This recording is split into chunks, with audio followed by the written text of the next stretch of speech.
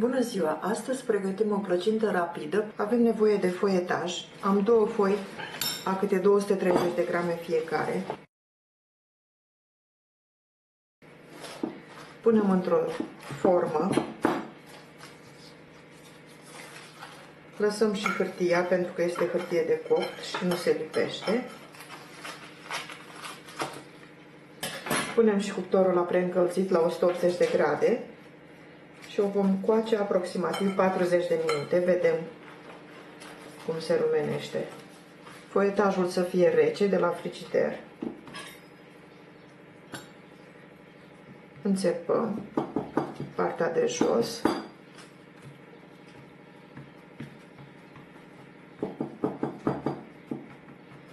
Extraordinar de rapid. Când trebuie să facem o plăcintă foarte, foarte rapid, este bine să avem foietaj în casă și imediat.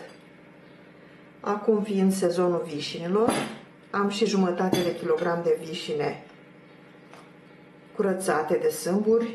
Le-am lăsat peste noapte în frigider cu zahăr și acum punem o lingură de amidon și 2 linguri de zahăr și amestecăm. Amidonul absoarbe lichidul care a mai rămas.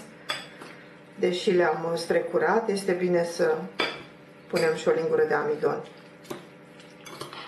Amestecăm puțin.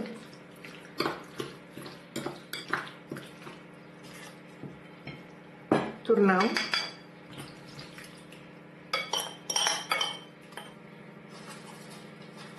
Așezăm puțin marginea.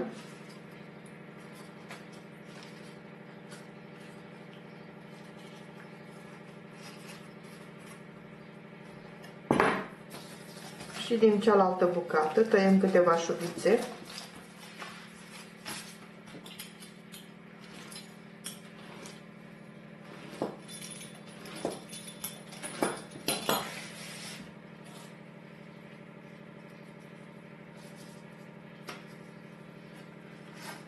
Și facem un model .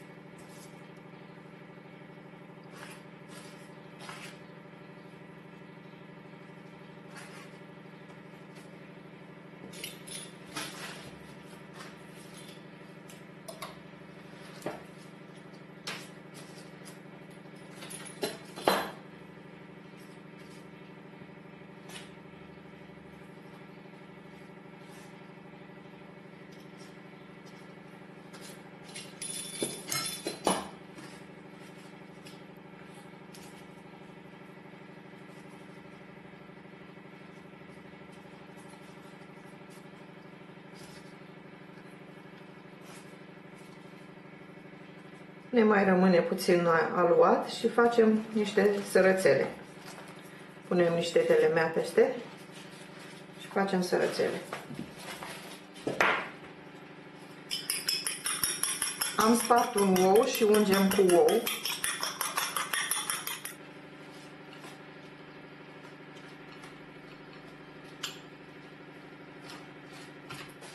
Punem și o linguriță de zahăr, se coace frumos, cu o culoare frumoasă și dăm la cuptor. Cu aluatul rămas facem niște sărățele. Dăm cu puțin ou ca să se lipească brânza. Radem brânză, cam 100 de grame, pentru puținul foietaj care n-a rămas. Nu aruncăm nimic.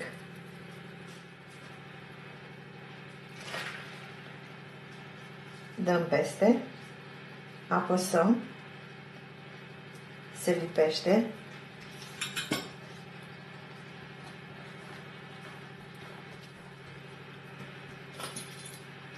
Tăiem șuvițe.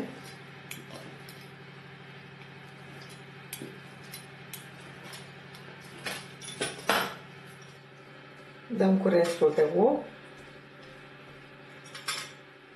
Foietajul, dacă nu este dat cu ou, rămâne o culoare mai urâtă. Este bine să dăm foietajul cu ou mereu. Semințe de care dorim, eu pun susan alb și negru. Le punem în tavă și avem sărățele delicioase. La cuptor. Și pentru că mi-a rămas siropul, am aproape 350 de ml de sirop, nu îl aruncăm, facem o budincă pe care o servim alături de plăcintă și avem nevoie de un prag de budincă cu gust de vanilie. Zahăr nu mai punem pentru că este în sirop. Mai punem puțin lapte să completăm, 150 de lapte. Amestecăm. Facem budinca exact cum scrie pe pachet. La plic de budincă de 37 de grame trebuie să punem lichid 500 de mililitri. Și am completat lapte cu sirop și avem budinca de vișine cu gust de vanilie, o bunătate. Punem la fiert, la foc mic. S-a îngroșat bine budinca, când face așa bulbuci este gata. O luăm de pe foc, să nu se lipească, neapărat grijă mare. Și punem un cubuleț de unt, cam 30 de grame de unt.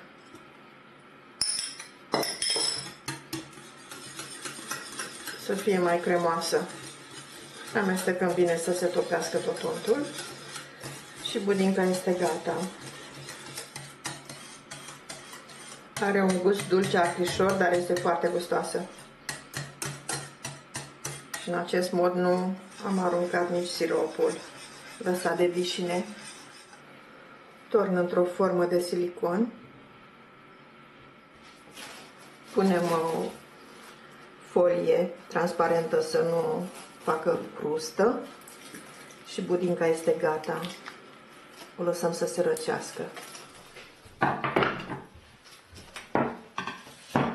S-au copt preparatele noastre din foietaj. Cum sunt rumene, sunt gata. Le lăsăm să se răcească. S-a răcit și plăcinta cu vișine, s-a răcit și budinca cu suc de vișine.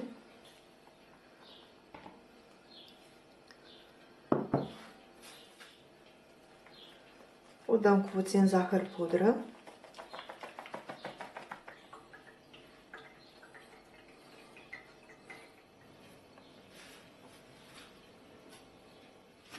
Să tăiem. Plăcinta rapidă. Cel mai ușor desert. Cel mai ușor de făcut. Multe vișine. Punem și o bucățică de budincă de vișine.